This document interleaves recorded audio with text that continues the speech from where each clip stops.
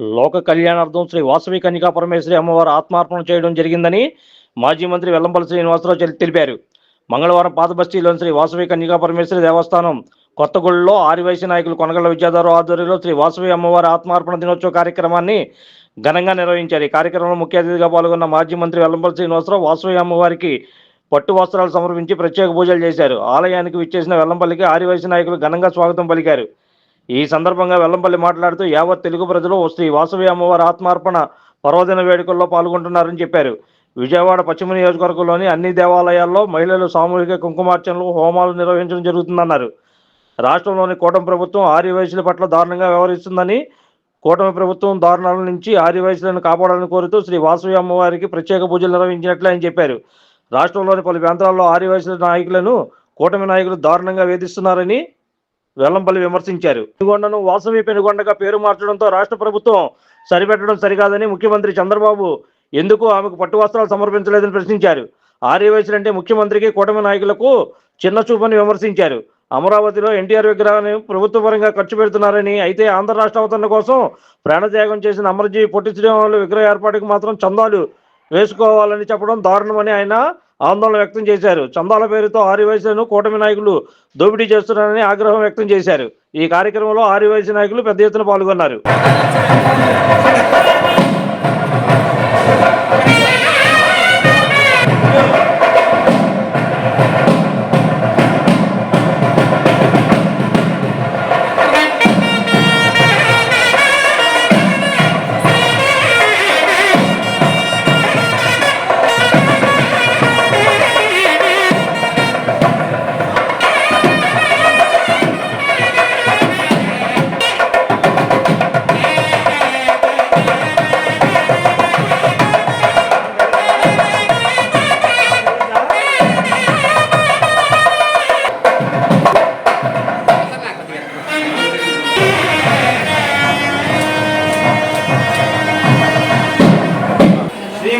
श्रीमतः गोत्रस्थनामदेस्यः बुधगोत्रवस्य श्रीनिवासराव नामधे चित्रपत्नी श्रीवाणी नाम्नीः श्रीलकुलगोत्रभवस्य चक्रवर्ती नामधे चित्रपत्नी साई अश्वित नरसम्मा नाम्नीः विहार भावना नामधेस्यः सह कुटुम्बानां क्षेमस्थैर्य वीर्य विजय प्रजा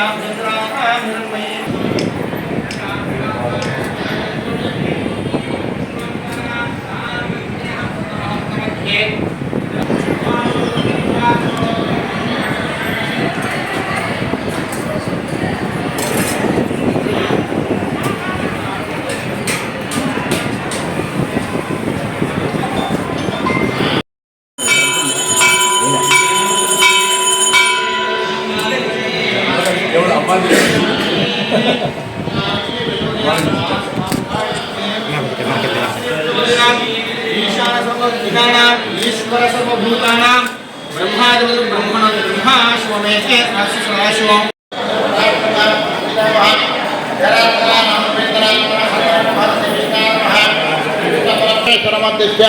श्री परमेश्वर प्रीत्यर्थं शुभाभ्यां शुभे सोमने मुहूर्ते श्री महाविष्णुरञ्जय नरोत्तमानस्य अद्य ब्रह्मणः हिदेवराभ्ये श्वेतवरः प्रथमपादे जम्बूद्वीपे भरतवर्षे दग्भागे श्रीकेरस्य ईशान्य प्रदेशे कृष्णा गोदावर्योः मध्यदेशे समस्तदेवता ब्राह्मण हरिहर गुरुचरण सन्निधौ महाकाली महालक्ष्मी महासरस्वती स्वरूपे श्री वासवी कन्यका परमेश्वरी देवी देवता सन्निधौ विद्यमानाः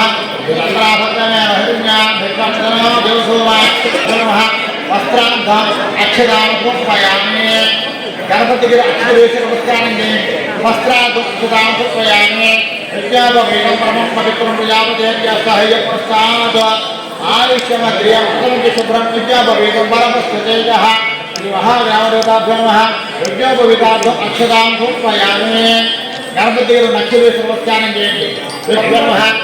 श्री चंद्र समर्पयामि आग्नेय परायणे दुर्वारोहत पुष्पनीः प्रदाक्यपुण्डरे गानकमस्त्रस्य गृहाजिमे अलङ्कारार्थं ईशानां नारायणं माधवमहं गोविन्दमहं सत्यमहं मधुरामं गुरुनामं वामनामः श्रीधरामहं विकेशनमहं भद्रनाभामहं दामोदरामहं वेङ्कटामहं वासुदेवे श्री महागणां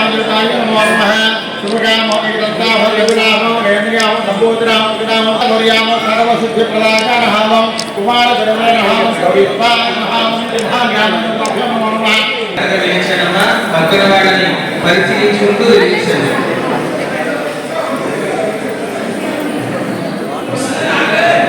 అందుకు కనెక్ట్ చేయడానికి అగరబత్తి కట్టు మిక్సీ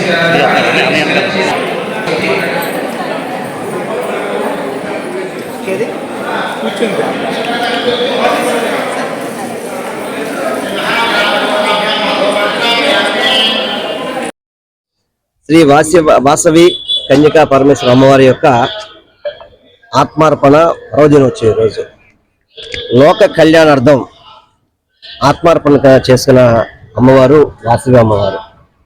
ఆ కార్యక్రమాన్ని ఈరోజు యావత్తు తెలుగు ప్రజలు కావచ్చు, ప్రతి ఒక్క హిందూ ప్రజలందరూ కూడా ఈ కార్యక్రమాన్ని చాలా ఘనంగా నిర్వహిస్తారు. అదేవిధంగా విజయవాడ పశ్చిమ నియోజకవర్గంలో కూడా ప్రతి దేవాలయంలో కూడా మహిళలు వచ్చి కుంకుమ పూజ కార్యక్రమాలు, అదేవిధంగా హోమం, అదేవిధంగా ఉదయం నుంచి కూడా అభిషేకాలు కావచ్చు, అన్ని దేవాలయాల్లో కూడా చాలా చక్కగా ఈ పర్వదిన కార్యక్రమం జరుగుతుంది.